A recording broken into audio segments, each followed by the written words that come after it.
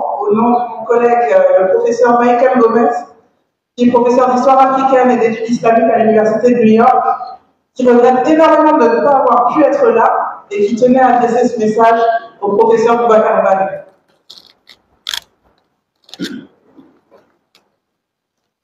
Je m'excuse sincèrement de ne pas pouvoir avoir pu assister à l'hommage rendu à Boubacar Bali.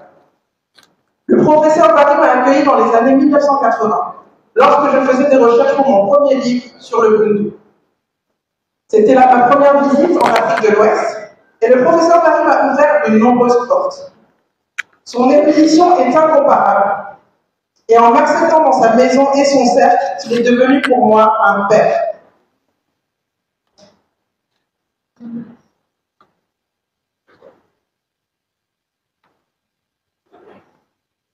Et de cette dernière part, son érudition est incomparable. Je laisse avec ça. Son érudition est incomparable, et en m'acceptant dans sa maison et dans son cercle, il est devenu pour moi un père.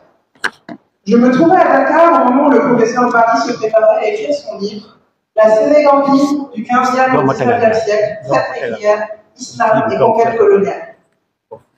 J'ai été impressionné par toute la documentation qu'il avait accumulée, ainsi que par sa détermination à rester en Afrique de l'Ouest, tout en effectuant des recherches et en écrivant le livre. J'ai essayé sans succès d'imiter son exemple, à la fois en tant qu'érudit et en tant qu'être humain merveilleux, et j'ai chéri son amitié au fil des années. Il jouit de ma plus haute estime et de mon plus profond respect. Merci pour tout, professeur Bali. Voilà.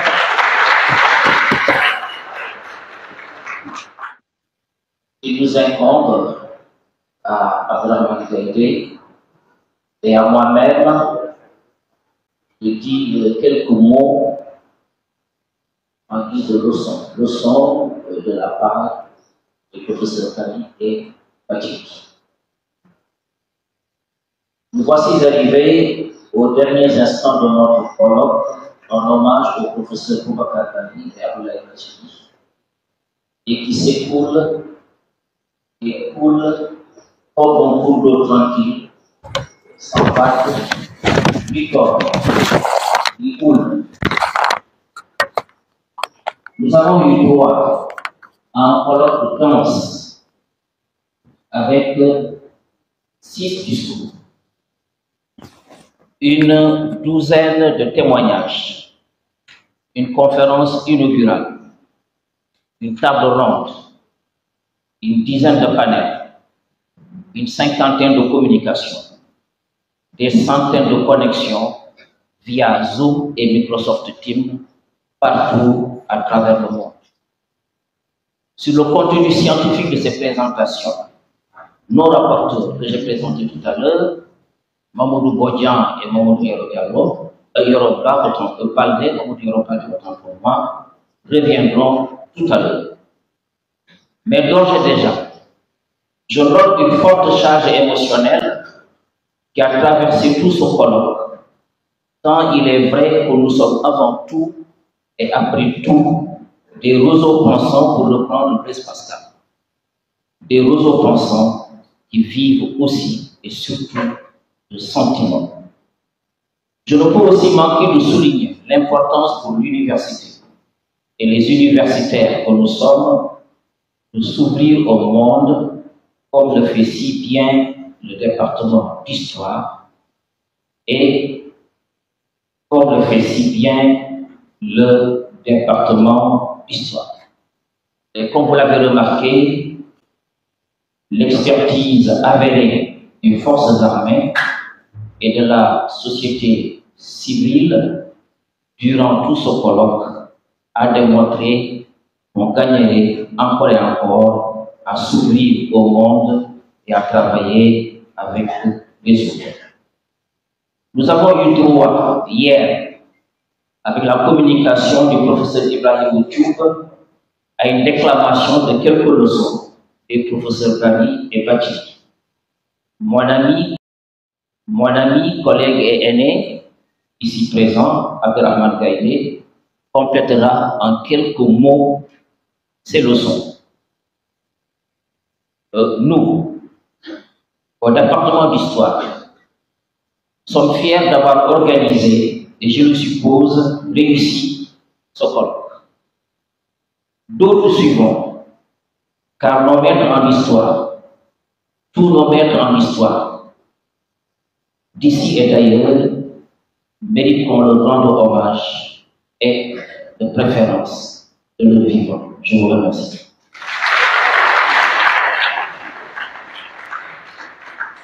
Abdelrahman, à toi.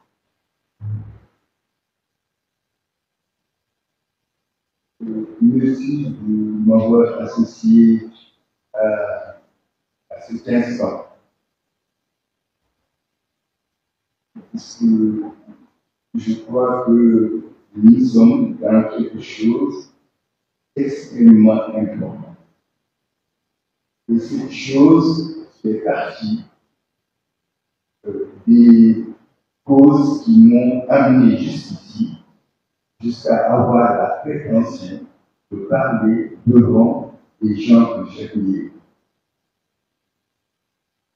C'est pourquoi, en discutant quand il m'a proposé quelques jours, je lui ai dit quelque chose qui me tient à cœur et que je vais répéter. Le département d'histoire, si jamais nous voulons vérifier la réalité et la profondeur de ce qu'on appelle la teranga, ou la technique emploi, il faut venir au département d'histoire. Multiplier cela,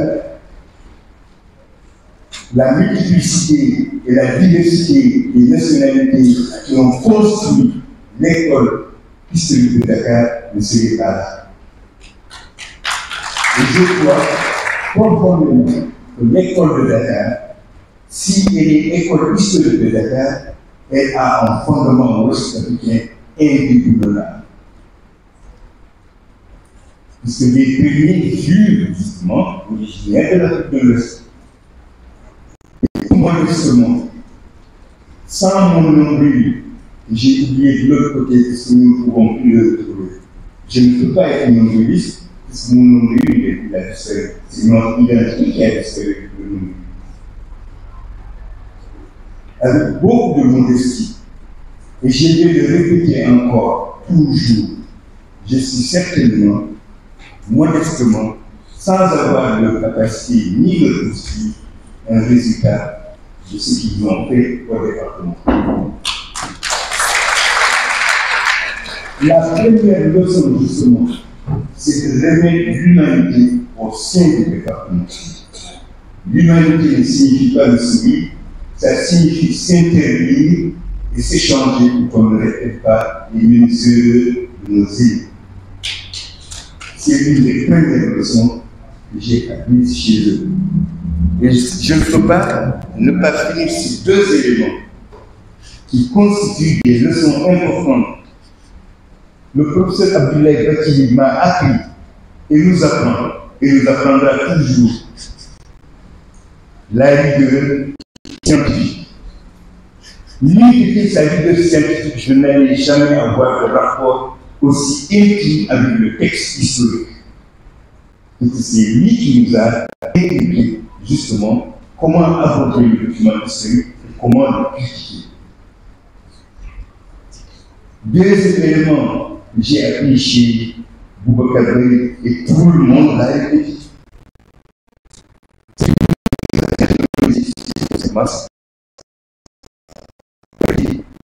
Qui a ouvert la porte de son bureau, tiré sa chaise pour que je m'assieds.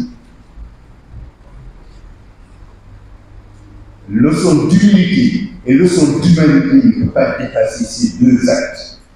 S'il n'avait pas mis lui-même à la base de leur démarche, personne n'aurait pu profiter de leur cercle tout à l'heure, même Michael Gomez l'a dit.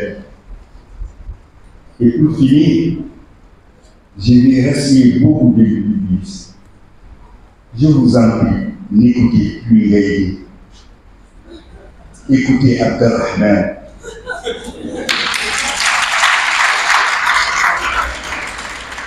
je vais vous dire puisque votre nom sur une devance, il devient une question. Et moi, quand vous écoutez l'idée, j'ai l'impression que les gens voient mon caractère. Mais quand on écoute Abdelhamid, on voit la machine qui est à l'intérieur. Je ne peux pas être destructeur, non. La paix sénégalaise, l'intelligence sénégalaise, je la défendrai jusqu'à la fin de ma vie, parce que c'est elle qui m'a construit. Ce sont ces raisons ultimes que j'ai dit. Revenons à notre profonde humanité, revenons à une solidarité académique plus affirmée pour qu'on puisse avancer dans notre société et que le Sénégal soit toujours celui qui est et qui sera toujours. Salam alaikum.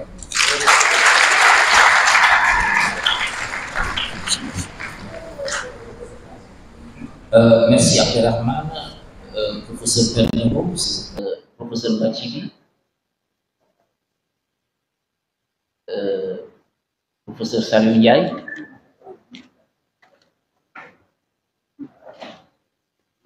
Thierno Bari.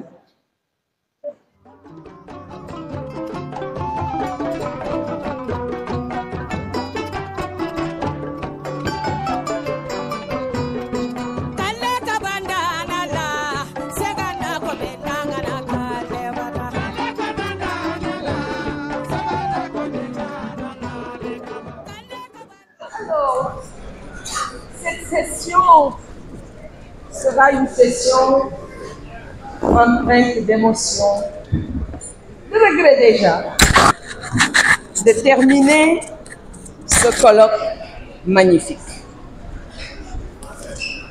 Ce colloque qui restera dans les annales de l'histoire. Ce colloque qui installe définitivement nos deux maîtres dans l'éternité.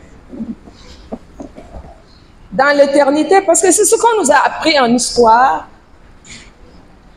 c'est la mémoire, c'est l'éternité, c'est quelque chose qui restera. Ils resteront, je crois, de véritables lieux de mémoire.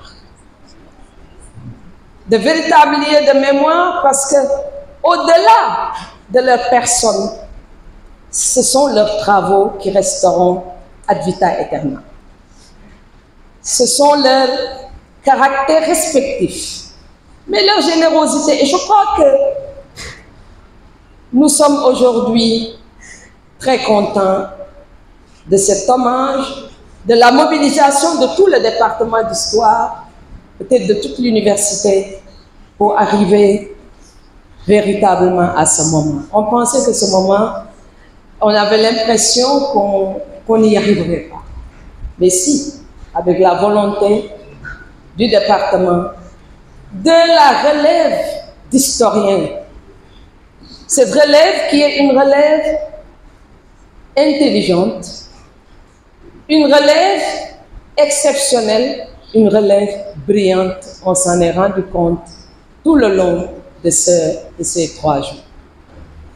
Alors, nous y reviendrons tout à l'heure. Mais sans plus tarder, nous allons écouter peut-être le rapport final que nous présenteront Mamadou Bodian et Mamadou Yero Baldé, un historien, un sociologue féru de sciences politiques. Bodian et Baldé. Où êtes-vous?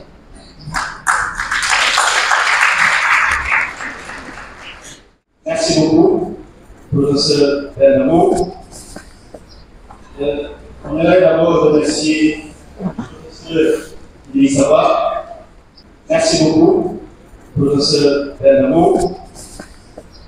On aimerait d'abord remercier le professeur Elisaba qui nous a associés à ce colloque-là. Je crois qu'il m'a rappelé pour nous dire que qui sera rapporteur général de ce colloque avec le collègue Bouillon, je lui avais fait remarquer ceci. Le professeur, vous n'avez même pas besoin de m'informer. Moi, j'ai été formé par ce département-là.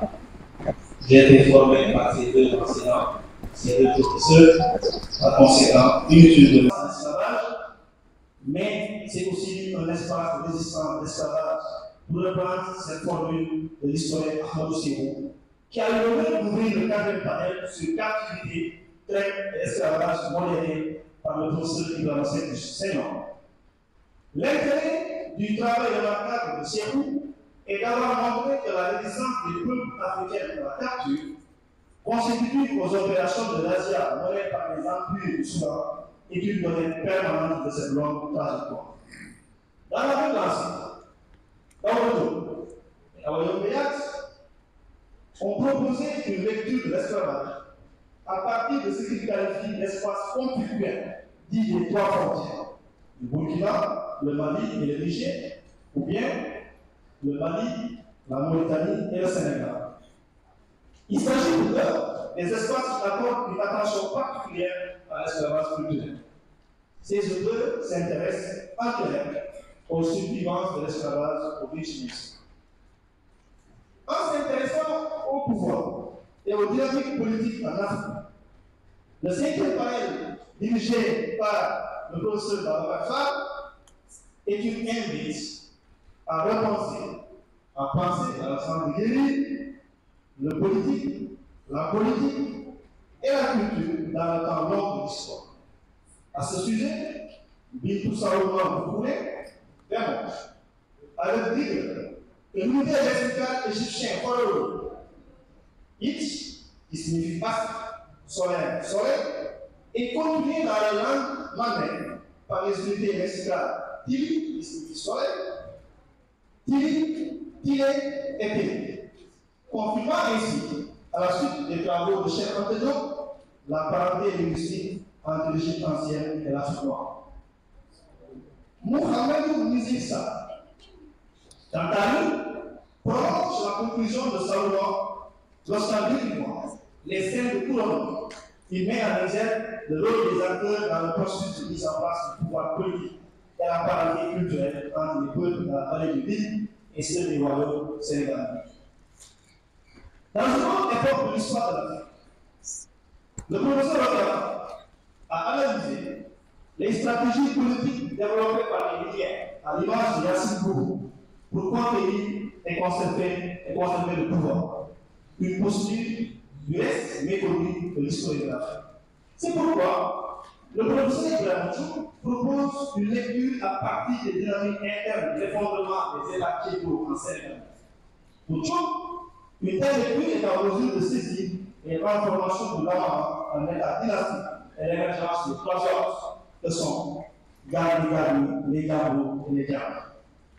En abordant la question des héritages culturels de la Sénégambie et ailleurs, dans le 6e panel modéré par le professeur Abdoulaye Mankan, les intervenants ont abordé des thématiques originales, symbolisme des couleurs dans le Proche-Orient et croisades, des structures sociales en milieu marin avec Taltamari, de la musique sénégalienne avec Bumendi et de la danse bourrée et sa propagation dans le monde atlantique avec Ibrahim Seck.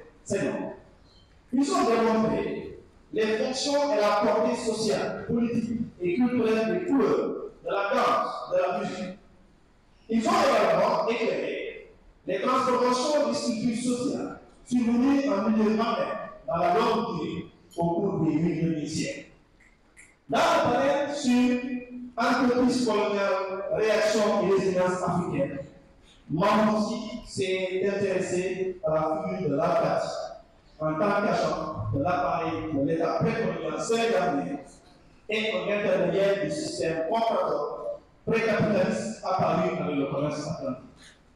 Dans le panel mixte sur l'identité socio-culturelle et problématique de l'intégration, dirigé par le professeur Robiafa, Salou Dibara Diallo et Benjamin Joly ont examiné les rapports État, société et économie dans la longue durée. Diallo le fait pour le cas du Sénégal, en s'intéressant à la ville de Baké, ville cosmopolite située à l'est du Sénégal sur la région du fleuve et à cheval entre le Mali, la Mauritanie et le Sénégal.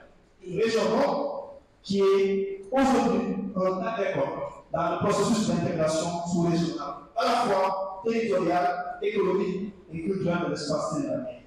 Joly exploite quant à lui l'impact du TSP dans la construction de l'État, de reconstruction et de la hiérarchie sociale dans certaines parties du Sénégal, de la Gambie, du Mali et de la Guinée, donc de la Sénégal.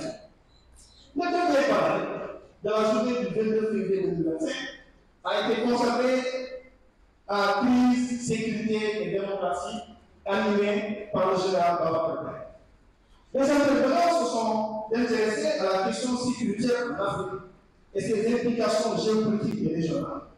En particulier, Frankel a analysé l'inefficacité des dispositifs de sécurité face aux menaces asymétriques, mettant en avant la nécessité de réformes structurelles. Mohamedou Aboubakar Abdou a quant à lui dénoncé l'évolution de Boko Haram, soulignant l'échec des approches strictement militaires et plaidant une réponse intégrée, incluant des mesures socio-économiques. Moïse Ebrahim Choumavi a mis en lumière l'accord d'Abdoulaye à la médiation des conflits en insistant sur l'importance d'un leadership africain. Le général Babacar Gaye, modérateur, a conclu en appelant à une coopération régionale renforcée et à une anticipation stratégique des crises.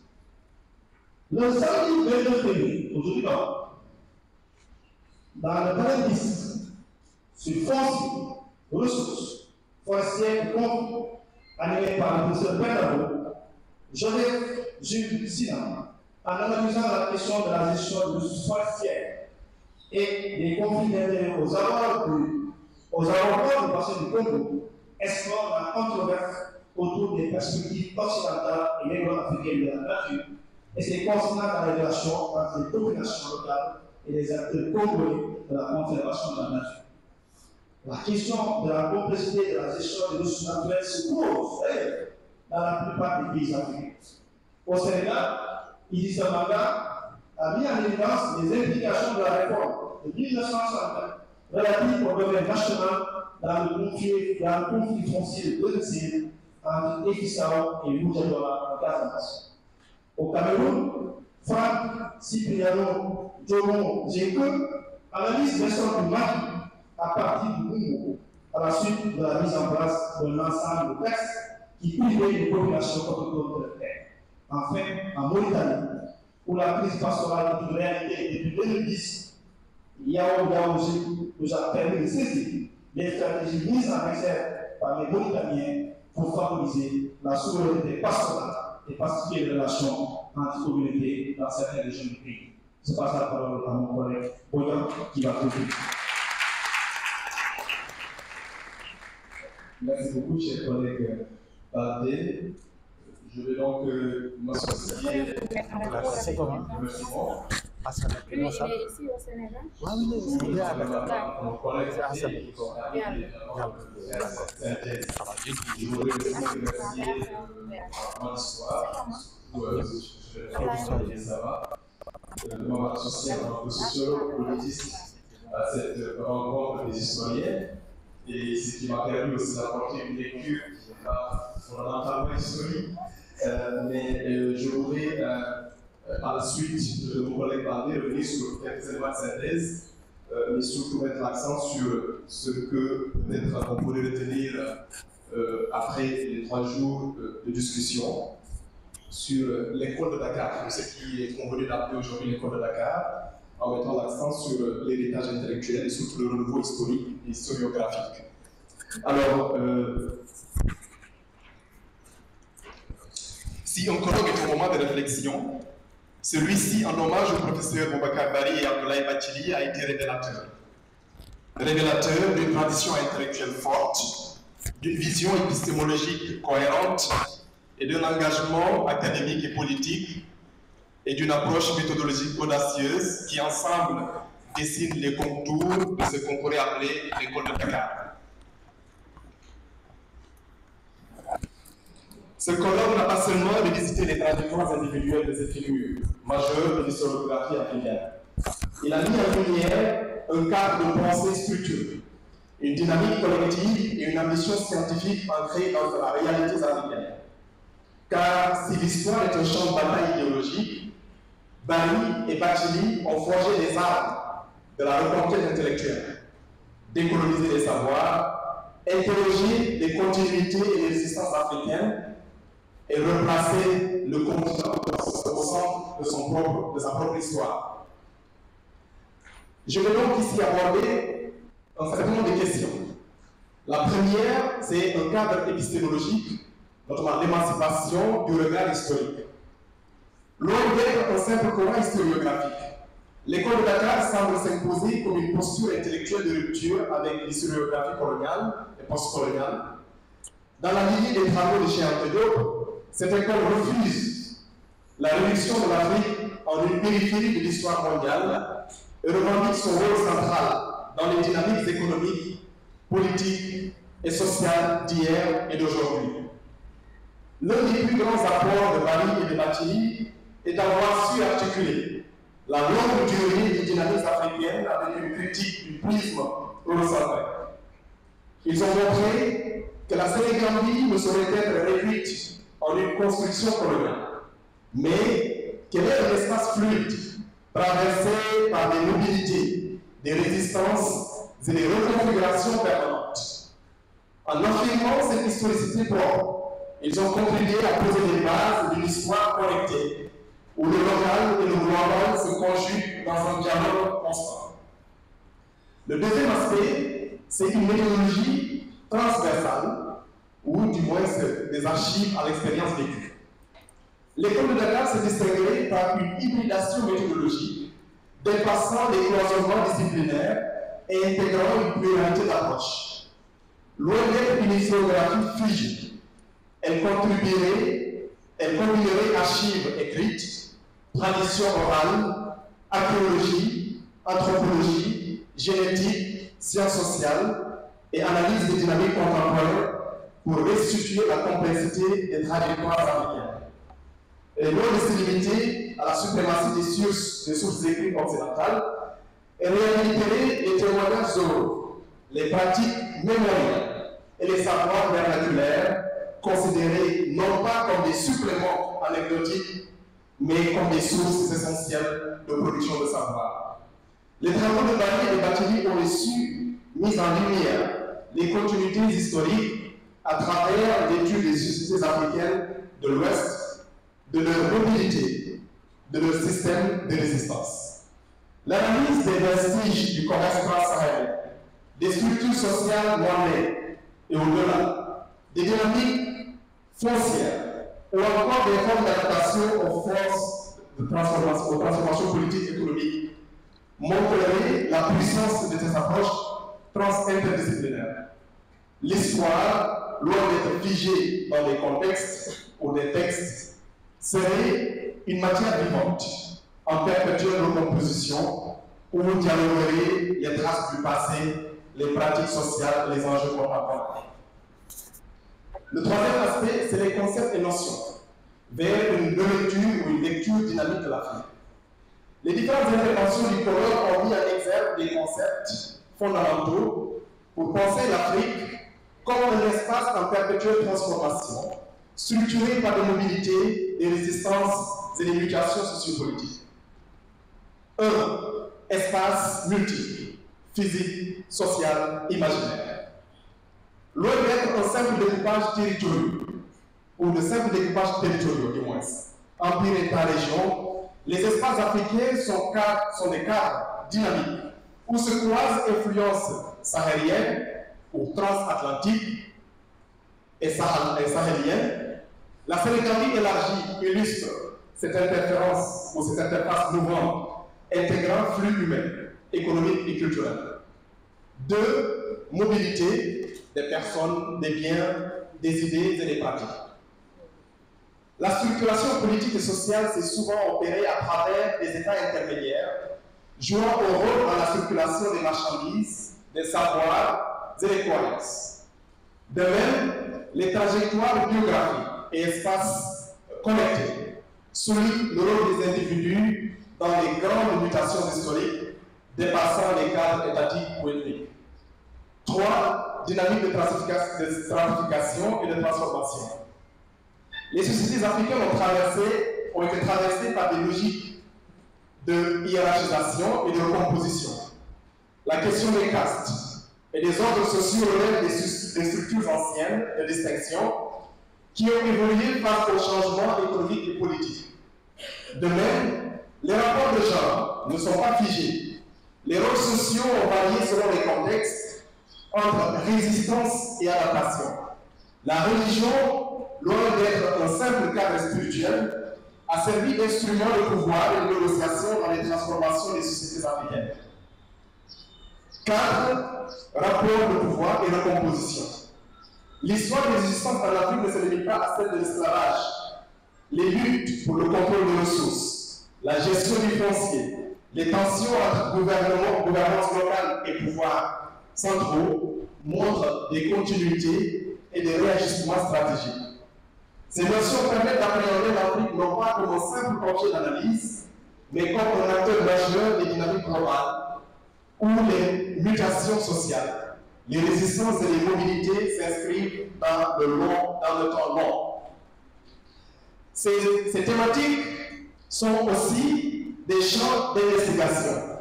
Je ne vais pas m'attarder outre mesure sur l'énumération, mais je voudrais très rapidement évoquer les espaces et les mobilités historiques, les stratifications sociales et rapports de pouvoir, les États africains et leur recomposition, les crises, sécurité et souveraineté, circulation culturelle et résistance. Ces thématiques ne sont pas figées, elles évoluent au gré des transformations globales, instabilité politique, nouvelles formes d'exclusion, mutations économiques et recomposition mémoriale. Loin d'une histoire figée, l'école de Dakar propose une histoire en mouvement, en prise avec les défis du présent et les futurs possibles de l'Afrique. Je conclue. Le Coran a permis de prendre la pleine mesure de l'héritage intellectuel laissé par Bari et Bachili, mais aussi de voir comment ils ont continué d'inspirer de nouvelles générations de chercheurs. Loin d'être un simple Coran, l'école de Dakar est un espace de production de savoir critique, un levier pour décoloniser l'histoire et un outil pour repenser l'Afrique en mouvement. Son enjeu est aujourd'hui de prolonger cette dynamique, d'intégrer de nouveaux champs de recherche et de porter cette pensée à l'échelle globale en affirmant que l'Afrique n'est pas seulement un objet d'étude, mais un sujet de l'histoire mondiale. Ce colloque n'a pas clos un cycle. Il a réaffirmé l'urgence et la vitalité. Je vous remercie. Merci beaucoup. Merci beaucoup. Merci beaucoup. Bari et Bachili peuvent être sûrs que la relève est assurée et que le département d'histoire va continuer à rayonner sur tous les autres départements de la faculté des lettres. Voilà. Voilà. Merci beaucoup. Vous savez, dans nos traditions africaines, même dans les traditions universitaires, il y a quelque chose de très important.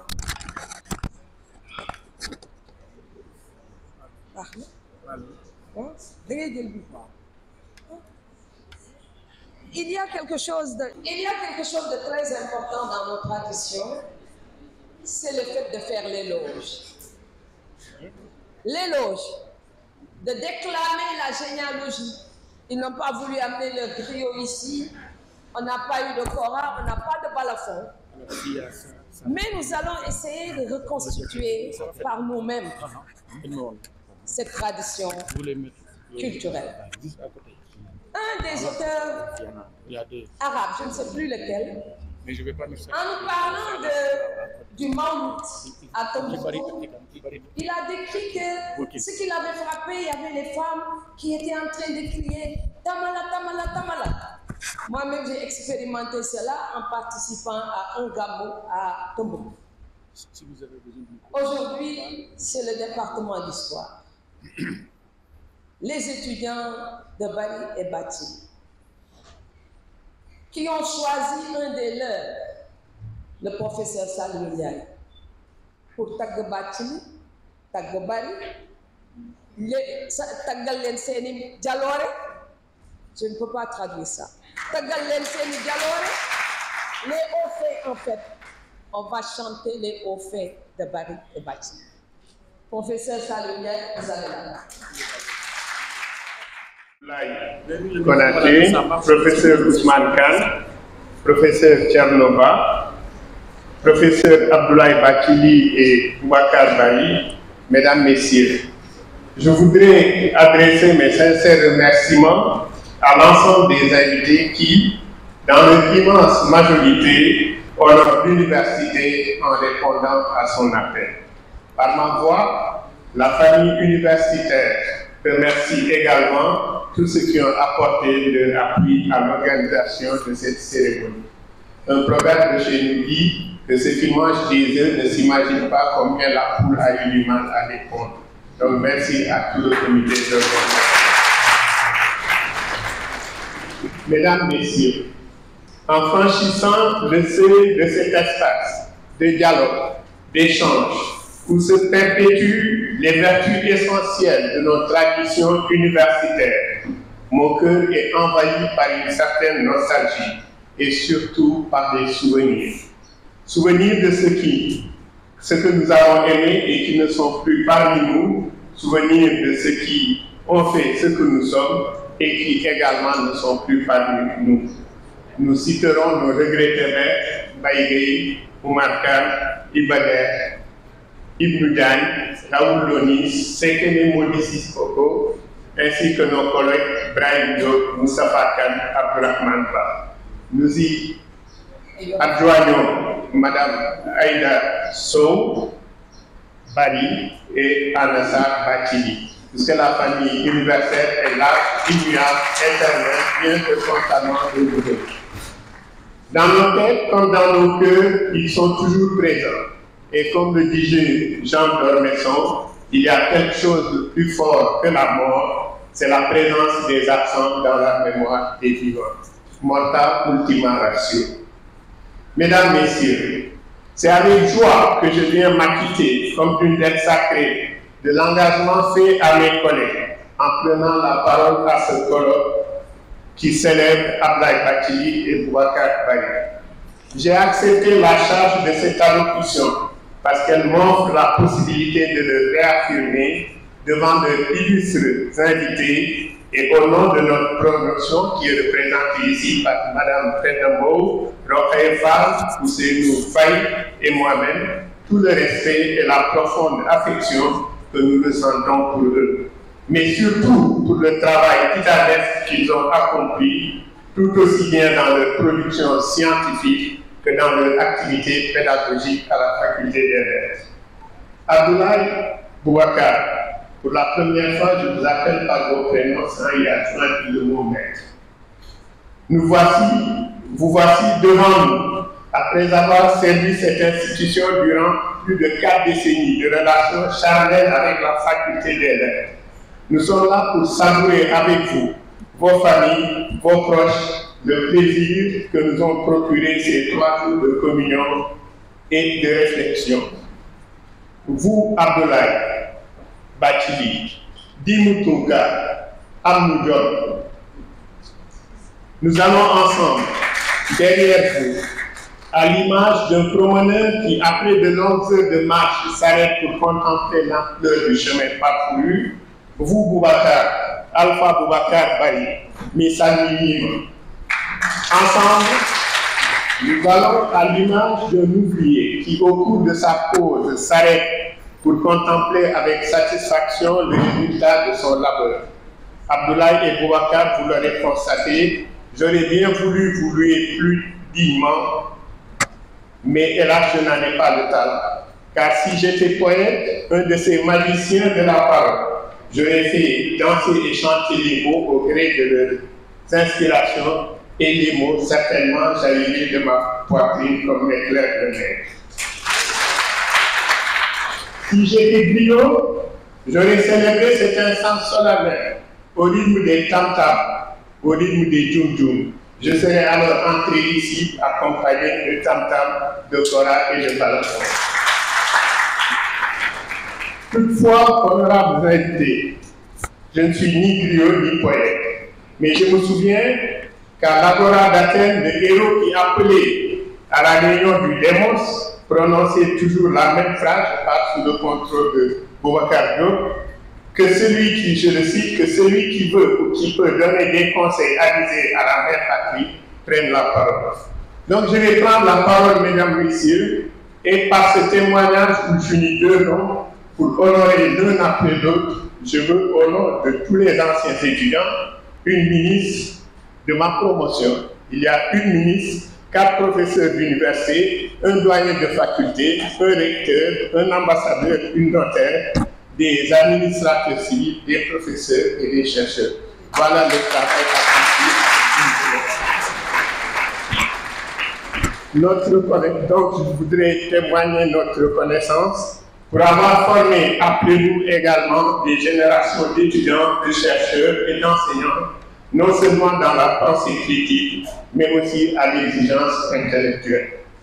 Abdoulaye Bathily est à la fois un grand chercheur et un universitaire actif et créatif, ainsi qu'un infatigable serveur de la cause académique qui s'est inscrit avec talent et conviction dans une longue tradition au service de l'homme. Militant engagé, syndicaliste chevronné et politique, il suivait tous les événements de la vie nationale et internationale. Au-delà du militant précieux pour le mouvement social sénégalais, il a été pour nous tous, professeur, personnel, étudiant, un maître, un homme extrêmement séduisant, tonifiant, vigilant, avec un don inné de l'enseignement, de l'éducation et de la discussion. Vous le savez tous, Abdoulaye Bathily est un discuteur passionné, un contradicteur tenace, mais dans le fond, il est d'un naturel doux et très indulgent. Son goût immodéré pour la liberté de penser et son ambition constante pour l'institution l'avaient conduit à être de tous les combats.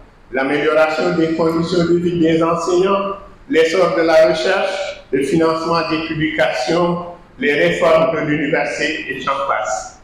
Il n'y avait pas de sujet qui le laissait indifférent. D'une correction parfaite, volontaire, d'un langage châtié, tant envers ses collègues qu'envers ses étudiants, Bathily était à la fois un enseignant préoccupé au plus haut point par la recherche, qui maniait la plume avec talent, grâce et style, et un être agréable à fréquenter tant socialement que personnellement. Il s'acquitta correctement de toutes ses missions académiques universitaires tout en entretenant les meilleures relations avec ses collègues et le personnel de l'université. Il participa également à l'animation de la faculté des lettres où l'on admire encore l'étendue de ses connaissances et la sûreté de son érudition. Homme de vertu, franc, loyal, intègre et courageux. Dinga, c'est pas moi, c'est Penda et Rokhaya qui l'avaient surnommé ainsi. Dinga, le présupposé ancêtre des Soniques. Donc Dinga était loyal, courageux, doté d'une prodigieuse capacité de synthèse grâce à sa propension à élever le débat et à maîtriser les passions intellectuelles. Il a donné à ses étudiants l'image d'une personnalité digne de respect et de confiance et d'admiration. Enseignant d'élite à la silhouette altière, il a représenté pour tous les Sénégalais une sorte de symbole d'esprit, de refus, de la séduction démagogique et du compromis avec sa conscience et ses principes. Avec du recul, on comprend aisément qu'il ait choisi le métier d'historien dont la vertu première est l'honnêteté, l'une des fonctions primordiales de ces disciplines est, comme on le sait, la conquête de la vérité, de toutes les vérités. Elle exhorte à la vigilance, à toujours plus de vigilance afin de détecter les erreurs et contre-vérités. Et au bout du compte, d'éclairer les esprits et d'épurer les sentiments. Sachez, mesdames, messieurs, qu'Abdoulaye nous a surtout transmis un regard, mais un regard observateur, intelligent, critique sur le monde et un sentiment profond, ainsi qu'un sens profond de la relation humaine, parce qu'il a l'élégance, la simplicité, la disponibilité et l'humilité des hommes d'esprit. Au soir de sa carrière prestigieuse, il a constitué assurément pour notre jeunesse assoiffée de repères, au-delà d'elle pour toute l'Afrique, un modèle admirable de réussite par la seule vertu du travail, du mérite et de la compétence. Un modèle d'excellence dont l'université continue de s'inspirer. Boubacar Bari, de l'amphithéâtre Recteur Capet, vous résonnent encore des noms, des propos comme le traité de Chimolosiki, la Pouilly, le prince Pouilly, la dynastie d'Ermi, Sun Yat-sen, Shendouki, Mao, vos réunions et participations communes à des collèges ou à des séminaires, aux séances de nos assemblées de départements, de facultés, Boubacar Bari a fait de tous ces moments que nous partagions autant d'occasions pour l'étudiant que j'étais, l'ami que je suis devenu, le collègue, le doyen, le recteur que j'ai été, d'apprendre sur son indépendance d'esprit, sa capacité d'analyse, son humanisme, son ouverture, sa simplicité, son humilité, à milieu des envolées lyriques et brillantes de certains de nos collègues. Boubacar est connu et respecté de toute la communauté universitaire internationale pour la qualité de ses travaux et pour son implication effective dans tous les groupes de recherche. Il a toujours manifesté une curiosité permanente, un amour passionné pour sa discipline. Il reste pour nous tous celui qui incarne l'exigence et la rigueur tout autant que la liberté et la fraternité. Celui qui accordait une attention toute particulière aux jeunes, qu'il accueillait dans son bureau, les écoutait, de prodiguer des conseils. Sa conduite exemplaire et ses qualités humaines étaient sa meilleure carte de visite. Oui, Madame la Présidente du comité d'organisation, Boubacar est un homme d'une grande noblesse d'âme, d'une jeunesse d'esprit, d'une générosité de cœur et d'une soif de vivre que nous avons rarement rencontré dans une telle alliance. Il répondait toujours présent. Il répondait toujours présent à l'appel quand il s'agissait de participer à un séminaire, à une soutenance ou à une réunion amicale. Professeur dans l'âme, toujours courtois avec ses collègues, il aimait passionnément ses étudiants. Et ses étudiants le lui rendaient bien. Accueillir chaque année universelle le nouveau maîtrisard et les doctorats était une joie à laquelle il n'a jamais renoncé. Il était toujours là pour les convaincre, les rassurer, les encourager et guider le premier pas dans la recherche. Distingués invités, sachez que personne n'a jamais pris à défaut Boubacar dans l'observation des règles élémentaires de la politesse et du savoir-vivre universitaire. Son langage a toujours été un langage châtié, sans être aucunement pédant. Il avait aussi une belle plume aussi précise que concise, car cet homme respecte la langue comme il respecte les gens. Plus exactement, il respecte la langue parce qu'il respecte les gens. Convaincu que c'est au prix de rude labeur que s'acquiert la formation historique, le professeur Boubacar Bari a toujours conseillé à ses disciplines de s'abreuver aux sources vivifiantes de la philosophie et de toutes les sciences humaines, afin de se nourrir de la substantive moelle de l'histoire, comme dirait Raoult. C'est dans la mise en jeu, par une activité pratique de toutes ses forces, disait-il, que l'historien se trouve bien barbé pour trouver dans l'épaisseur des arguments historiques la juste explication des faits. Il ne se lassait jamais dans les séminaires de DA de répéter que l'historien ne doit pas dissocier sa discipline de la géographie qui l'agrandit, de la philosophie qui en éclaire l'esprit et de la littérature qui lui en fournit les explications, les illustrations. Il a de tout temps inculqué ses qualités à ses disciplines dans ses cours magistraux, partout, pour élaborer avec une rigueur sans faille et distiller avec une éloquence cicéronienne qui ont toujours transporté ses éditeurs vers une catharsis et un sentiment de perfection incontestable. Ce n'est pas surprenant car il a toujours affirmé que l'abnégation sans réserve est la devise de l'universel. Boubacar appartient à cette lignée de grands professeurs qui, par la qualité de leur esprit, l'ouverture de leur caractère, la richesse de la rigueur de leurs leçons, ont suscité de nombreuses vocations et loin d'abandonner après leur éveil les anciens étudiants et les jeunes étudiants, ils les ont suivis avec sollicitude jusqu'à ce qu'ils deviennent des maîtres à leur tour. Abdoulaye et Boubacar, quelle belle œuvre accomplie par vous, éducateurs, par vous, pédagogues, par vous, hommes de science. Vous en avez fait de votre métier un sacerdoce dans la plus belle tradition de ces enseignants merveilleux qui incarnent avec panache ce que Louis Dumas définissait comme la plus belle fonction du monde. Je terminerai par cette prière, puisse Dieu vous permettre de continuer pendant longtemps encore à guider nos pas sur le sillon éthique difficile que vous avez tracé et qui se mène droit à l'épanouissement, celui de l'effort, du courage, de l'opiniâtreté et de la foi. C'est sur cette note pleine d'optimisme et confiance, d'espoir, comme la vie d'Abdoulaye et de Boubacar, qui nous inspire, que je vous dis comme le poète Claude Gauthier et Henri Bosquier. Je vous remercie.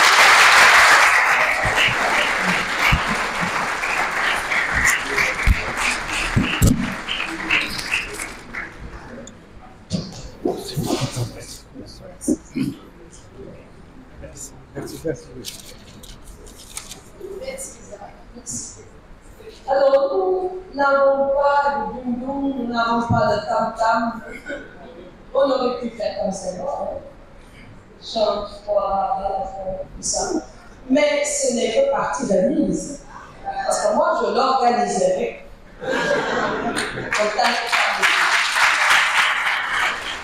Alors, le professeur Salouia est connu pour sa générosité. Mais tout ce qu'il a dit relève de la pure vérité. Personnellement, au cours de ce colloque, ce qui m'a le plus marqué et impressionné, ce sont les témoignages. Les témoignages des collègues, les témoignages de ceux qui les ont connus dans leur chemin et qui ont reconstitué un pan important de leur vie sur le plan intellectuel. Le colloque avait débuté avec ce discours magistral du professeur Fatisson du comité scientifique. Et ce qui m'a pris Fatou à relier et a su avec émotion construire, si vous voulez, les relations familiales, amicales, d'amitié qu'il y avait au sein de la famille respective, mais entre les deux, entre leurs enfants, c'était extraordinaire ce texte. Quand elle lisait son discours, moi j'avais envie de pleurer, parce que tout simplement, deux personnes nous ont beaucoup manqué au cours de ce colloque. Anassa, la belle, la généreuse Anassa, et Aïdessa, la belle et généreuse Aïdessa. Ces deux personnalités nous ont manqué, mais leur présence, leur absence a été comblée et bien comblée par leurs filles, justement, Naïe, Bachili et Soua de Bali. Vraiment, nous pouvons être fiers de nos enfants. Après le discours de Fatisson, chez Idriss Saba, il a reconstitué le fil de ce qui les unit sur le plan intellectuel et sur le plan scientifique. Et de tous les témoignages, Faria Morris, le professeur Catherine Kokli-Vidovich, les témoignages écrits, les vidéos, le moment du Diouf, mais on voit la substance de leur parcours et de leurs travaux. Merci beaucoup à tous ceux qui ont témoigné. Jusqu'au dernier, Michael Gomez, en lisant la préface pour de Michael Gomez, son livre Africa Dominion. Il a fait tout à l'heure un hommage mérité au professeur Boa. Et je crois que cela n'a pas besoin. Ils ont construit des carrières universitaires. Ils ont construit des personnalités intellectuelles. Ils ont construit des personnalités tout court. Et c'est cette générosité sans laquelle ils n'auraient pas fait ce travail qu'ils ont fait que nous devons aussi magnifier. On ne peut pas être intellectuel, on ne peut pas être chercheur si on n'est pas généreux. On ne peut pas arriver à ces résultats si on n'est pas généreux. J'ai beaucoup apprécié aussi le texte ou la leçon inaugurale de notre collègue Mohamed Mout, venu des États-Unis. Je lui disais, Mohamed, je vais venir maintenant Ibn Khaldoun avec d'autres. Je ne sais pas comment il a fait pour prendre Ibn Khaldoun comme substrat et analyser les travaux et la réflexion scientifique de nos deux héros. Maintenant, le moment est venu, peut-être. Je ne dis pas ce que l'on va se terminer, il ne se terminera pas. On va continuer à savourer, à nous remémorer ce colloque pendant des années et des années, des mois et des mois. On ne pourra pas oublier. Je donner la parole à nos deux héros. Je ne sais pas si Ablaye Bathily acceptera d'être Mamadou. Le Tassifioum, je commencerai par Bali. Mamadou le Tassifioum, qui est resté héros, un héros, mais ils sont tous les deux nos héros. Et nous allons donner la parole dans un premier temps au professeur Boubacar Bali, c'est lui l'aîné. En Afrique, on commence par le Bénin. Non, vas-y. Ah! Non, reste.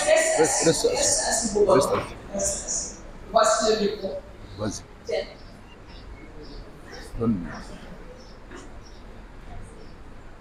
Si tu veux, quelqu'un peut venir. Viens, il va te dire une chose. Viens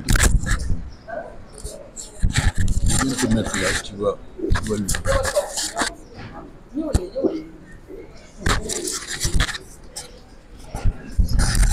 Tu parles au micro, quoi.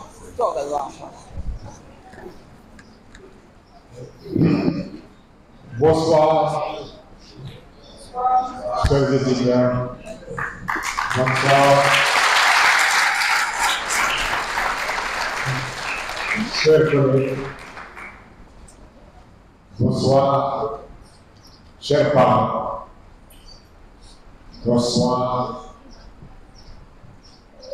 tous ceux qui vivent et pensent à l'histoire de nos ancêtres pour vivre à l'avenir.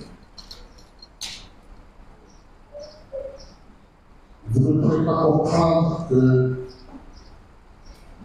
depuis plusieurs mois que ce projet a été envisagé de célébrer mon frère Ablaye Bathily et moi-même. Je me demandais qu'est-ce que j'allais dire ce jour qui est arrivé aujourd'hui. Et j'avoue que je n'ai pas pu écrire le discours. Tellement la passion était à un niveau extrêmement élevé sur le plan technique, sur le plan conceptuel et sur le plan de ma propre existence.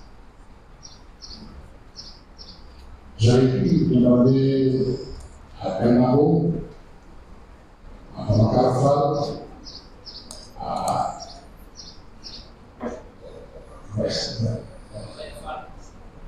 Roya Fall, à chacun d'entre vous qui nous avons accompagnés avant l'école, qui nous avons accompagnés pendant ces 3 jours, 20 ans, c'est la réflexion, de faire une histoire à leur place. Et ce discours a été réellement fait à ma place par chacun d'entre vous qui est venu participer à ce séminaire, soit pour apprendre, soit pour apporter une contribution à la connaissance de l'histoire de la Sénégal, qui a préoccupé particulièrement notre attention avec le territoire pendant toute notre carrière. Et vous, assis ici dans cette salle, où on a célébré la mise en place pour la première fois en décembre 1972 l'association des historiens africains, avec Kizero, avec Sekele Morissoto, avec Walter Moutaba qui est ici présent, moi-même, Pierre Diallo, Oumar Khan, ainsi de suite, nous avons toute une littérature autour de ce congrès de 72 qui a fini par être projeté en 1975 à l'échelle continentale. C'était souhaité inouï et tout le dos à la mer, également la bibliothèque universitaire. Je me rends compte que l'essentiel de notre existence, sinon toute notre existence, est liée à ce carré.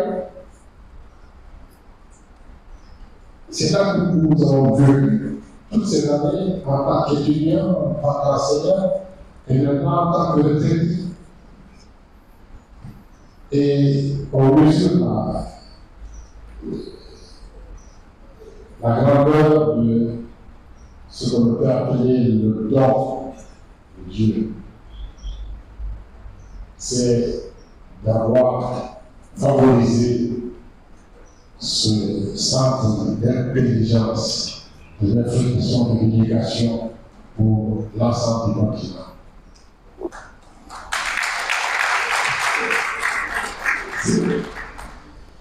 C'est sur les Français qui ont installé l'université du temps de la Révolution, mais cette université a été mise en place pour l'indépendance, pour satisfaire les besoins en éducation, les besoins en savoir des populations africaines pour leur développement. Et beaucoup de générations d'enseignants, de chercheurs ont sacrifié leur existence pour donner l'éclat à cette université. Et c'est une chance pour nous d'avoir été partie prenante de cette œuvre de construction de l'esprit, cette œuvre de réflexion, cette œuvre de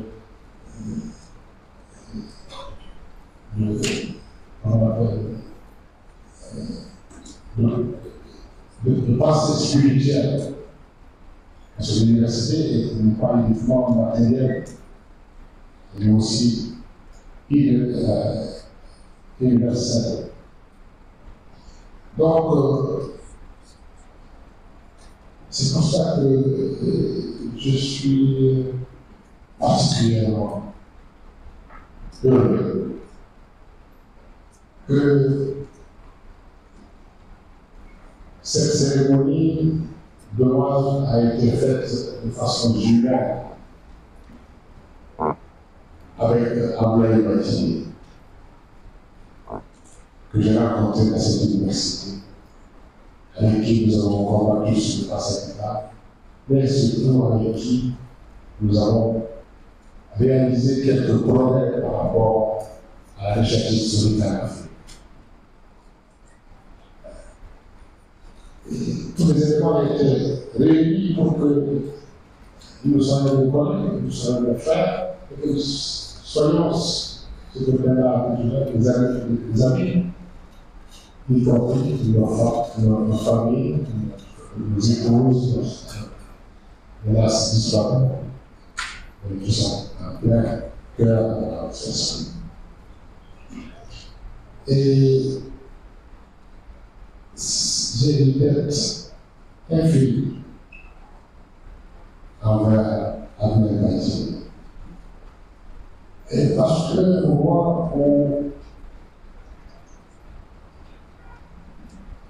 l'université de Dakar a été fermée à la suite des événements de 68.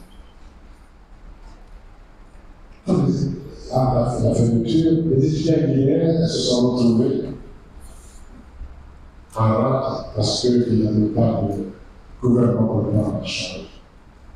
Et Bati, qui était à l'époque dans l'association des étudiants sénégalais, un leader, s'est battu avec ses camarades pour que les Guinéens obtiennent une bourse.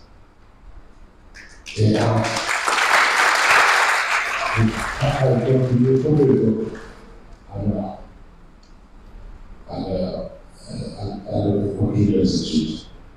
Ablaye a toujours lutté pour les autres. Je peux en témoigner et c'est une chance extraordinaire que j'ai eue de suivre ce combat, c'est de suivre ces espoirs, c'est de suivre ces difficultés. Et aujourd'hui, je peux vous dire merci. Merci beaucoup.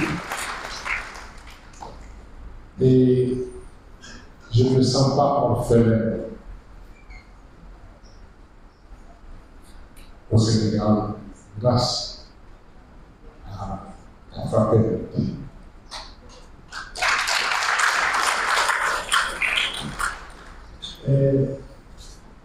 Donc voilà un peu une après-midi extraordinaire de voir dans la salle ceux avec qui nous avons chez nous. La seconde remarque est portée sur les thématiques qui ont été étudiées ici. Nous avons eu la chance d'avoir été préparés à ce travail historique. Et dès 1958, quand l'indépendance a terminé, nous avons eu la chance d'avoir les meilleurs professeurs d'histoire africaine que l'Afrique qui étaient pour nous enseignants, Niel Tamsi, et ainsi de suite, étaient les professeurs à Conakry en 1958 et 1961. Comme nous avons été formés dès le départ, et ici nous avons retrouvé des équipes sénégalaises à l'Université de Dakar qui ont conduit le pas vers la recherche et l'enseignement. Et l'enseignement. Nous nous devons énormément de Cheikh à Ablaye, et Ouakam, donc, on n'avait pas le droit d'échouer. Il y a eu un encadrement aussi intense, aussi affectif, aussi instructif. On n'a pas le droit d'échouer. Et c'est pour cela que on a eu aussi la chance de nous ouvrir au restaurant à l'école américaine, à l'école anglaise. Et il faut se souvenir qu'Ablaye Bati a fait son PhD à Birmingham. Et j'ai été l'un des rares à avoir eu l'occasion, parce que j'étais à Londres, de rendre visite à Birmingham, où on attendait Naël avec beaucoup de passion. Naël, c'est la fille de Bati. Et c'était un séjour mémorable. Et on peut comprendre la diversité de préoccupations intellectuelles de Bati sur le plan historique à cause de sa capacité d'intégrer le monde anglophone dès le début de ses études au niveau du master, à quelques moments, je faisais bon. C'est une expression de l'Université de Dakar, mais permis d'être bilingue dès le départ. Et je ne veux pas monopoliser la parole. Je voulais tout simplement dire merci.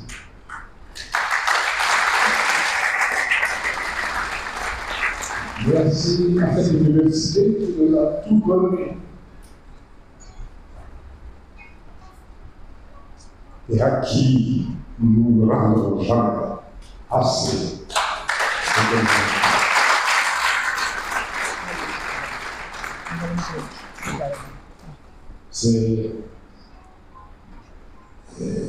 Je remercie tous les collègues du département, tous qui ont participé à la préparation du séminaire, surtout aux jeunes enseignants qui se mobilisaient avec des chercheurs, où est parti, où est je ne sais pas. Il y a eu un moment où il y a eu une éclipse au niveau de l'université qui a fait qu'on n'a pas eu la possibilité de le connaître. Et donc voilà, et nous sommes très heureux d'être encore debout. Et nous voulions autant que la lumière va saillir encore. Merci beaucoup.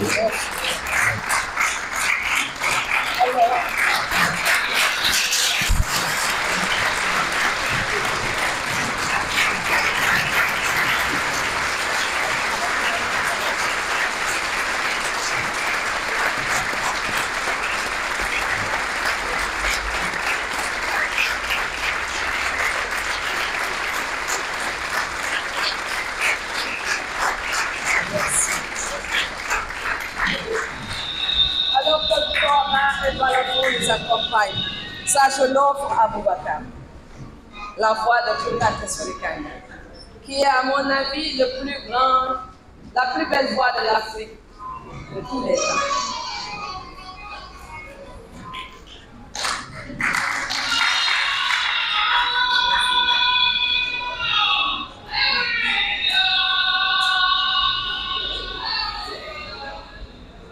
C'est Django.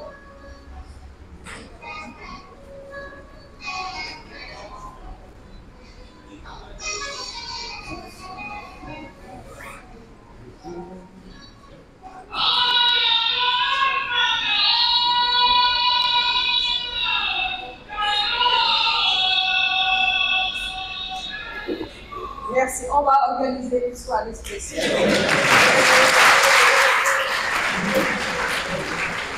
Pour continuer la fête, maintenant je vais donner la parole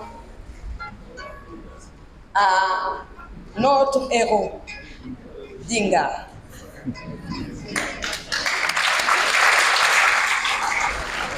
Vous savez que Dinga est le fondateur et l'ancêtre de tous les sommeliers et il est le fondateur de l'Empire du Wad. Et il est venu, on lui donne la parole.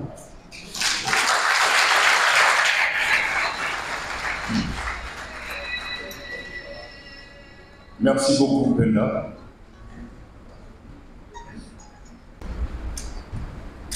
Après mon frère Boubacar, je peux dire que je n'ai presque plus rien d'autre à dire. Sinon, ce mot de merci au département d'histoire, au chef du département d'histoire, à tous les collègues du département d'histoire, à tous les collègues venus d'autres pays. Merci à tous les collègues scientifiques qui ont participé à ce remarquable colloque.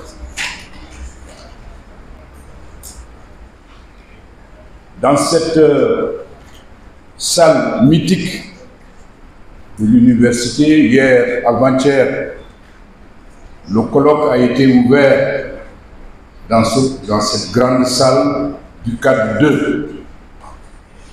Mais pendant des décennies, c'est cet amphithéâtre qui a été le principal lieu de délivrance des messages scientifiques de cette université. Et c'est avec émotion, je crois, entendre les paroles fortes et vibrantes de Cheikh Anta Diop ici,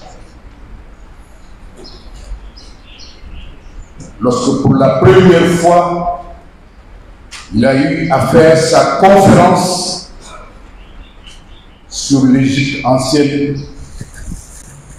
devant le public sénégalais.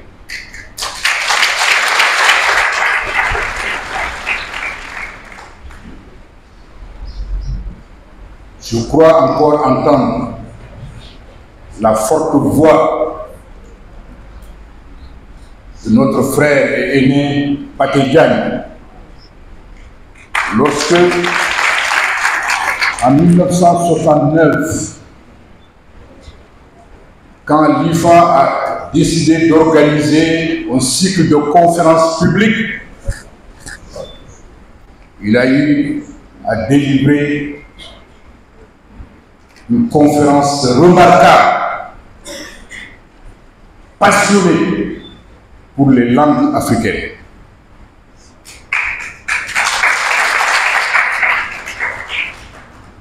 C'est cette salle aussi, si les murs avaient des oreilles, eh bien, nous enregistrerons ce qui a été dit pendant des décennies dans cette salle mythique.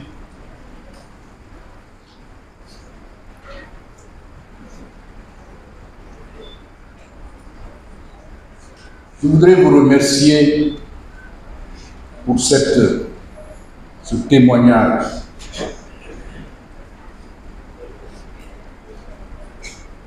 Qui célèbre bien sûr l'amitié, la fraternité, la solidarité.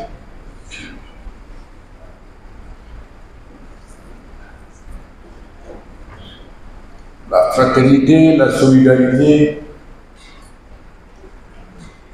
entre Boubacar Bari et moi. Il l'a dit tout à l'heure. Nous avons vécu ensemble à l'IFAN. Mais au-delà de ce vécu commun, ce que nous avions en partage, c'est les valeurs, un engagement commun pour servir notre continent dans notre domaine spécifique de spécialité.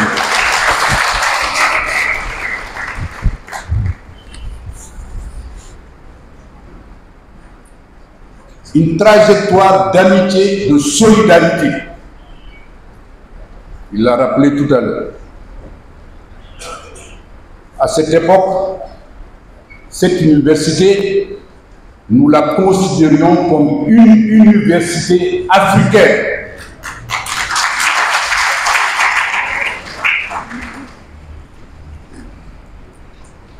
Me viennent en souvenir des discours vibrants de beaucoup de nos camarades qui ne sont plus de ce monde. Samba Baldé, venu de la Guinée, comme Boubacar Bari, président de l'Union des étudiants de Dakar, qui, en 4e année de médecine, en janvier 68, nous a quittés à l'hôpital de Dantec, alors qu'il était en classe. Il n'y avait pas un seul étudiant à l'époque qui n'ait pleuré Samba Baldé, incarnation de cet idéal d'unité africaine, de solidarité, d'engagement.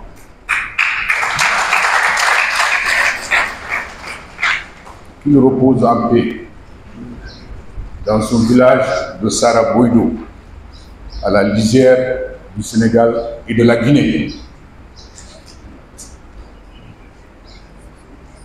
Mamadou Yatassay, du Mali, président de l'association des scolaires et étudiants maliens à Dakar. Mbou Diagana,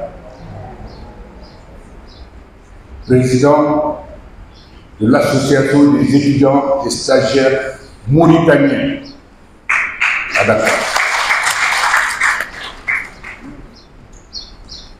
Shadrach James, président de l'Union générale des étudiants et élèves Dahomey béninois au Sénégal. Et bien d'autres. Cet esprit unitaire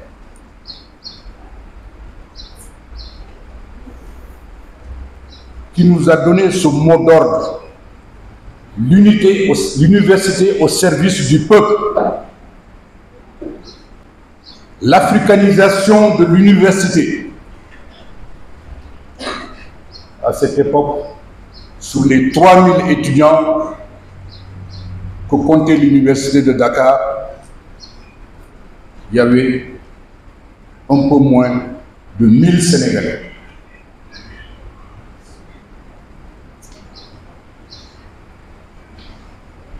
Mais nous étions soudés.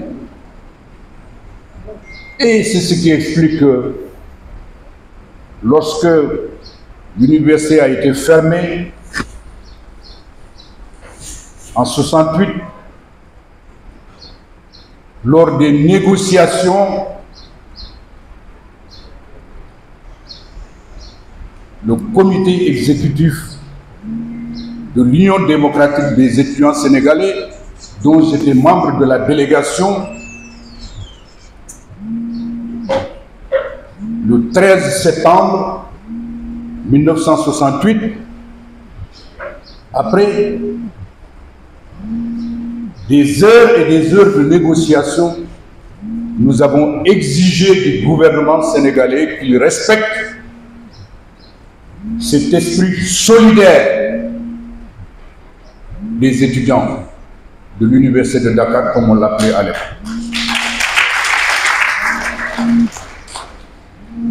D'où l'exigence de bourse pour tous les étudiants qui n'avaient pas la possibilité de rester à l'université ici à cause de la fermeture, dont la plupart se trouvaient être des étudiants guinéens. Donc c'est un esprit de solidarité dans la lutte autour d'idéaux communs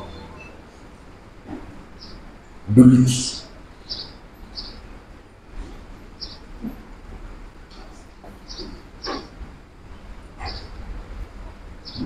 Cet comité exécutif colloque de l'Union démocratique des étudiants sénégalais, à coup sûr, j'étais membre de la délégation,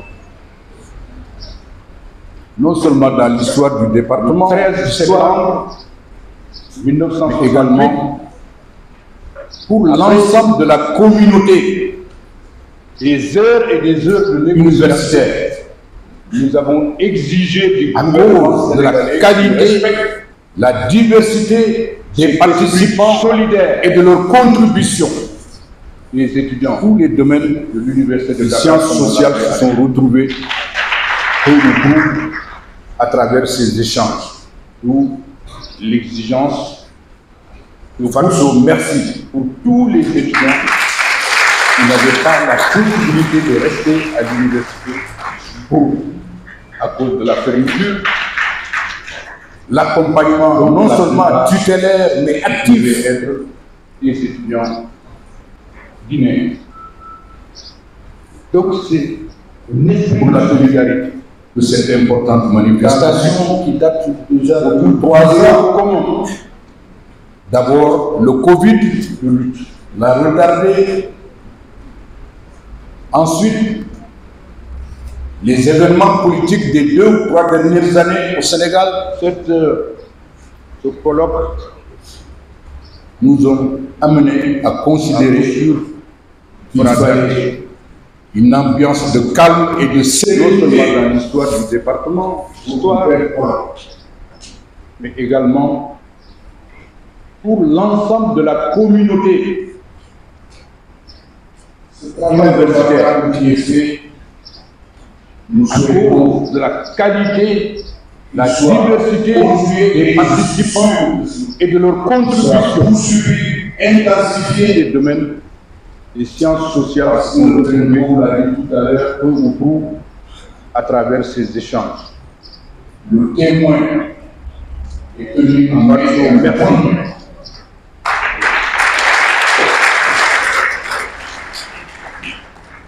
Pour l'accompagnement non seulement tutélaire mais actif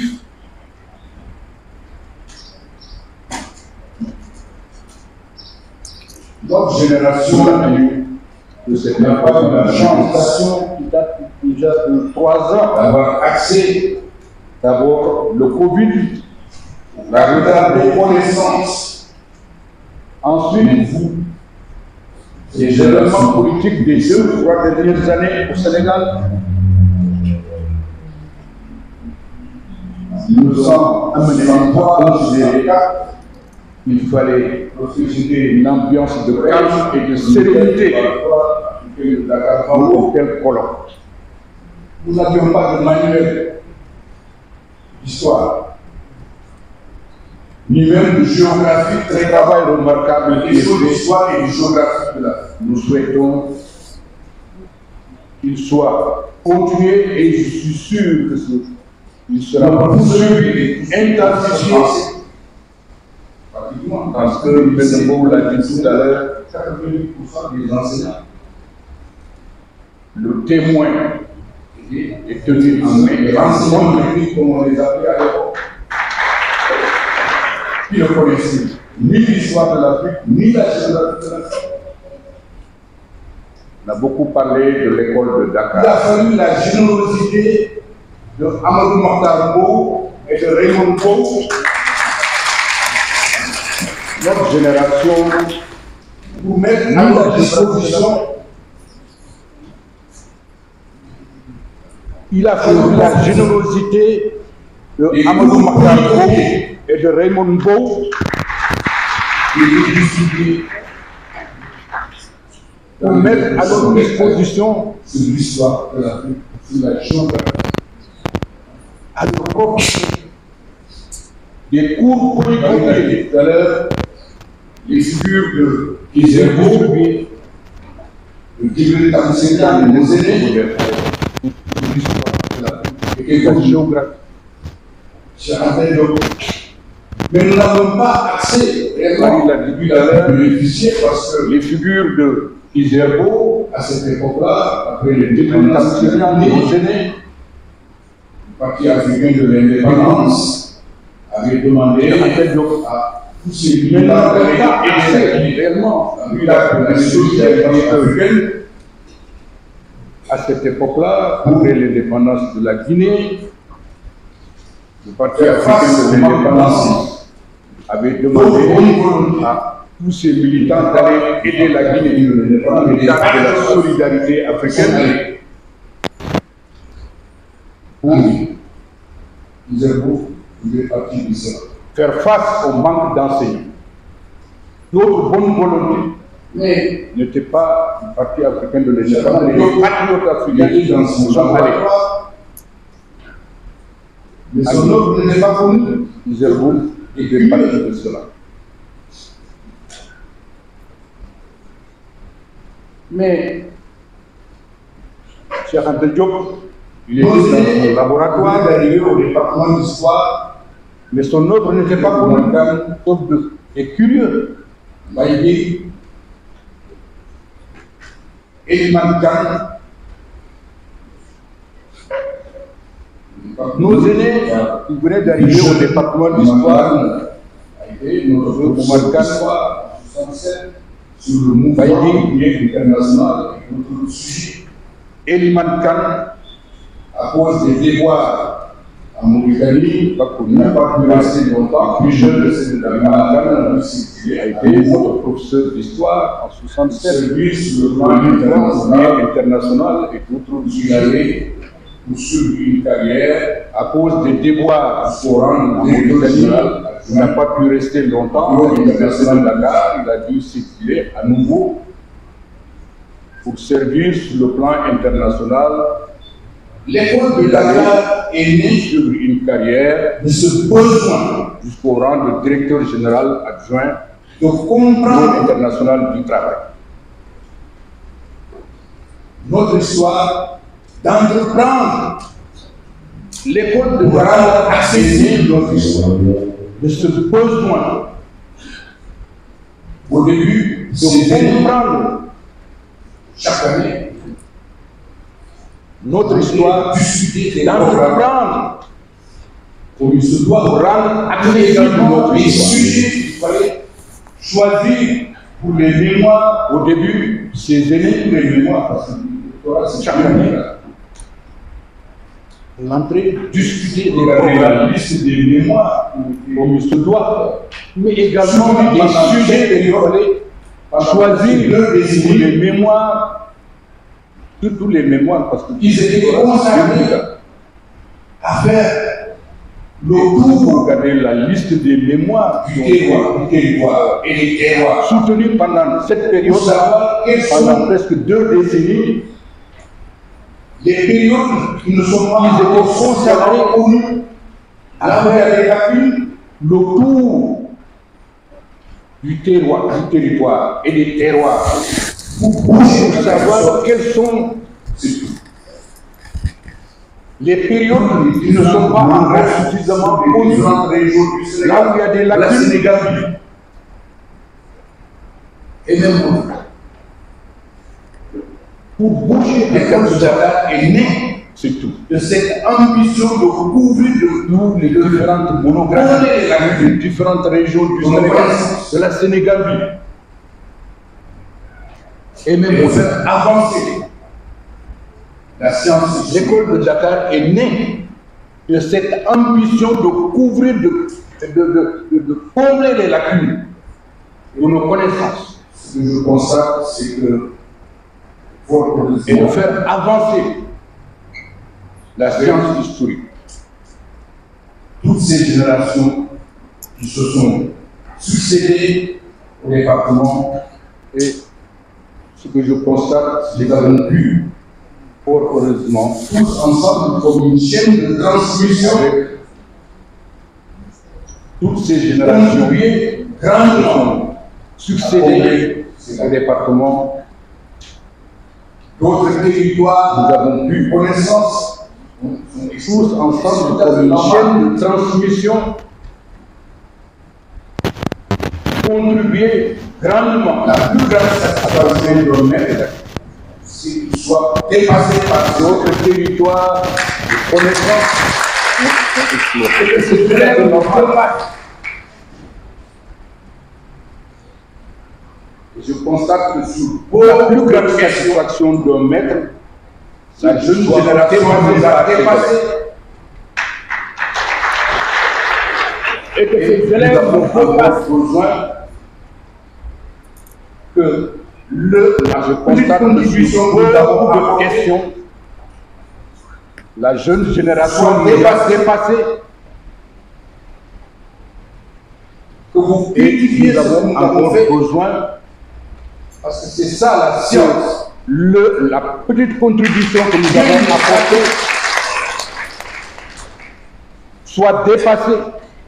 Vous devez nous critiquer, nous dépasser. Que vous critiquiez ce que nous avons fait encore. Parce que c'est ça la science. Rien n'est sacré. Pour le reste, vous devez nous critiquer, nous dépasser, faire mieux que nous encore. Par-delà le département d'histoire, ce que certains ont appelé la transdisciplinarité, l'interdisciplinarité, il est important soit mise en évidence que par-delà le département d'histoire, mais certains ont appelé la transdisciplinarité et scientifique, l'interdisciplinarité, au-delà des soit mise universités en évidence. Les conditions de l'Afrique d'aujourd'hui nous imposent, mais au-delà de rendre accessible des scientifiques, nos connaissances, au-delà des universitaires. Les conditions de l'Afrique d'aujourd'hui nous imposent ces crises qui se développent sur le continent, de rendre accessible lorsque nous voyons nos la connaissances. persistance des idéologies racistes qui ravalent les Africains en voyant toutes ces crises qui se développent sur le continent. toutes les transformations négatives de la géopolitique La persistance nous font obligation, racistes historiens, qui ravalent les Africains à moins de spécialistes des sciences sociales, de contribuer à les l'éveil transformations négatives de la géopolitique contemporaine de nos concitoyens. nous font obligation, nous historiens, nous spécialistes des Non seulement sciences sociales, de contribuer à l'éveil des consciences de nos contemporains, de nos concitoyens, comprendre là où vous préparer son avenir. non seulement le citoyen lambda qui a besoin de savoir à raison de cette aspiration pour comprendre à cette voie de continuité et pour préparer son avenir. dont l'historien Husserl de Courange disait le passé ne meurt jamais totalement pour l'homme, de cette aspiration, l'homme peut bien l'oublier, à cette loi de mais déterminer lui-même à chaque époque. Il est le produit et un résumé de Husserl de Courange disait le passé ne meurt jamais totalement pour l'homme, l'homme peut bien l'oublier. L'histoire, c'est une science qui unit les démons à chaque époque, c'est le produit et le résumé des époques antérieures. Comme le disait Marc Bloch. C'est-à-dire, je disais, l'histoire, c'est une science qui unit l'étude des morts à celle des vivants. Qui font un travail remarquable pour l'histoire générale du Sénégal, disait Marc Bloch. De s'atteler avec les autres collègues depuis le début. Souvent à nos collègues qui font un travail remarquable pour l'histoire générale du Sénégal, de s'atteler avec les autres collègues depuis le primaire, le secondaire, le supérieur, à écrire des manuels pour que nos concitoyens à tous les niveaux puissent participer à l'acquisition des connaissances historiques comme élément indispensable à la compréhension de nos sociétés. Mais aussi rendre ces connaissances à la disposition des gouvernants. On a beaucoup parlé de la malgouvernance dans nos pays. L'incapacité de nos régimes actuels, ce qui est une des sources principales de nos crises, à gérer la diversité dans nos pays. Nous ne pourrons pas construire des sociétés stables, des sociétés démocratiques, des sociétés qui progressent si nous ne comprenons pas les dynamiques de nos sociétés. Donc la tâche est immense. S'il y a une recommandation que je voudrais encore ici répéter, c'est la nécessité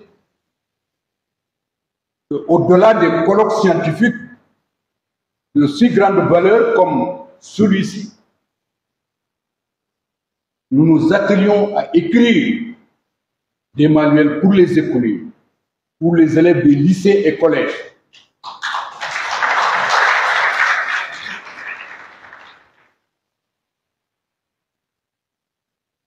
Encore une fois, je voudrais exprimer toute ma satisfaction. En réalité, ce colloque, c'est le colloque de Boubacar Bari. Là, j'ai été souvent distrait. Et en tout cas, les manifestations, les missions, les tout ça, c'est le mieux des problèmes de notre élève.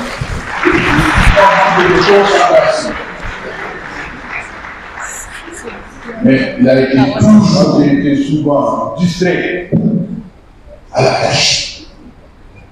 À travers les manifestations, les prisons et tout ça, il a manqué de concentration. Il a eu souvent manqué de concentration. Chercheur de cette université, mais il a été ouvert au monde académique à la tâche, et en particulier au monde académique des historiens de tous les continents, de tous les Américains. Personnellement, enseignant, chercheur de chaleureux, à s'être ouvert au monde académique et en particulier le monde académique des historiens de tous les continents. Je voudrais personnellement lui rendre un hommage chaleureux. Son œuvre est immortelle.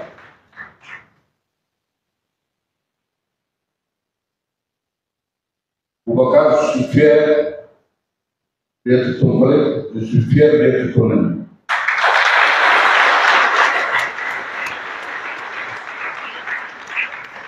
Maman Africa est là, Patrick Kofi, Lucie Colby, Kerry et tous les collègues qui sont venus à ce banquet de la connaissance. À nos amis et compagnons de lutte, je vois le président Alinou Diallo, le berger,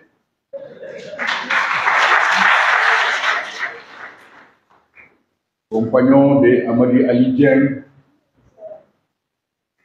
compagnon de Maguette Thiam, qui ont fait les beaux jours de la Fédération des étudiants d'Afrique noire en France. Et puis, malgré son âge avancé, continue de tenir le flambeau de la lutte, de la démocratie au Mali.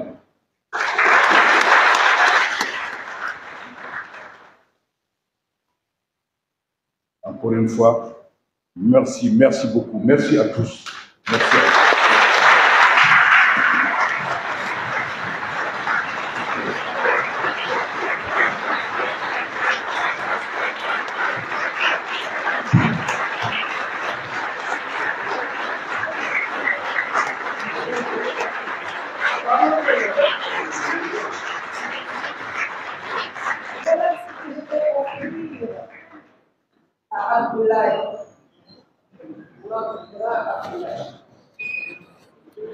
Mao était là le jour de l'ouverture. Avec Sundoulou. Mao et Sundoulou que j'offre à Ablaye. Je n'ai pas pu chercher une chanson. Ça marche. Bonjour. Après. Ablaye, merci. Merci.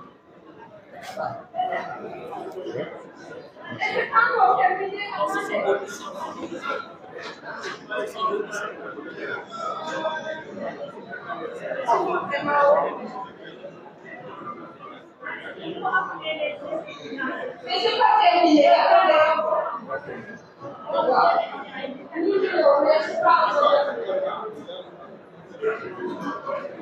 C'est trop faible le son. Bon, on va faire ça. Il y a beaucoup Mao, il y a combien de faible? Bon, on va faire ça à la maison. Alors, je vais donner la parole puisque je n'ai pas. Félicitations, Boubacar. Nous remercions Ouais. Vraiment, merci. Nous les remercions. Nous saluons tous les parents libérés de Boubacar qui sont nous les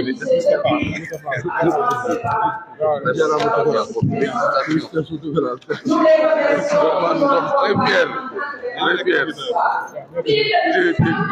Je suis de...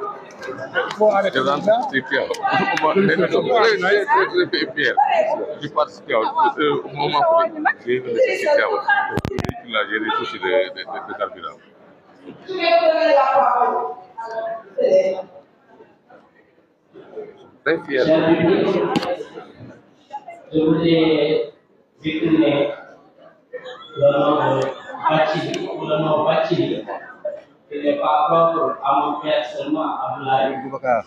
Mais qui, aujourd'hui, c'est la mort. C'est Mohamed. Merci beaucoup. Et c'est un acrostiche très bien.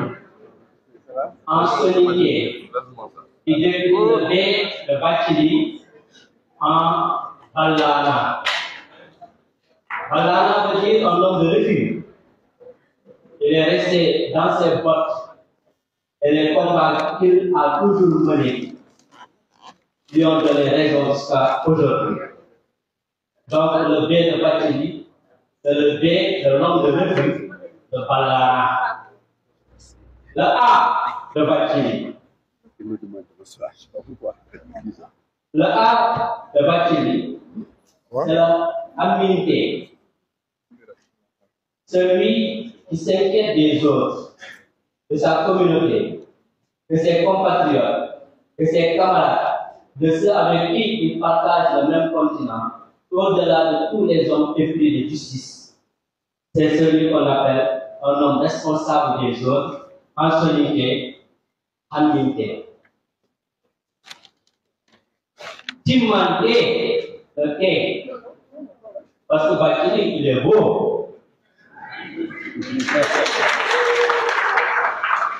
Je l'avais dit dans les interventions, les conclusions, dans les propos de colloques d'hier, on choisissait les rois parmi les plus beaux, les plus forts. Bachili aurait été président du Sénégal aux premières élections présidentielles auxquelles il a participé. On ne pouvait rien, absolument rien lui reprocher. Et c'était l'unanimité sur son honnêteté, sa franchise, sa sincérité. Et si je dis que Bachili est beau et grand, c'est au-delà du physique. C'est aussi moralement. Et tous les Sénégalais sont unanimes sur ce comportement. Cette attitude qui n'est pas forcément solide, mais qui incarne très bien à nos yeux, nous, jeune génération qui l'avons suivi de loin. Le H de Bachili, c'est le hormanté. Hormanté, qui veut dire celui qui a l'air de tout le monde. Parce que pour savoir, il savoir écouter d'abord. L'homme qui sait, c'est l'homme qui sait écouter.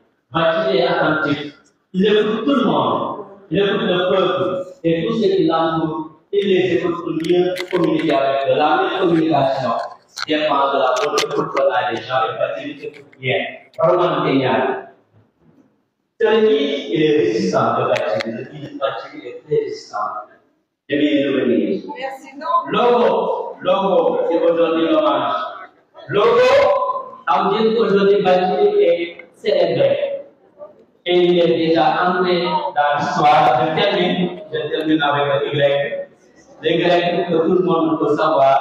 Bathily de Yugosta Kenya. Yugo, un homme fort, un homme qui a le malade. Le livre pour terminer, le livre qui a résisté en sécurité montre la part scientifique de Bathily sur l'apport, c'est l'historien.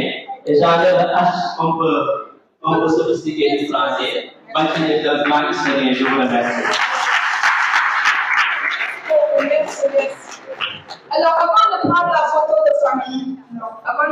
photo de famille, je voudrais signaler que le professeur Boubacar Bari a reçu de l'État du Sénégal récemment le prix de la Sénégal.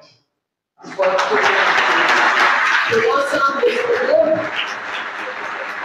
l'ensemble de son œuvre, et tout le monde peut témoigner du fait que c'était bien mérité.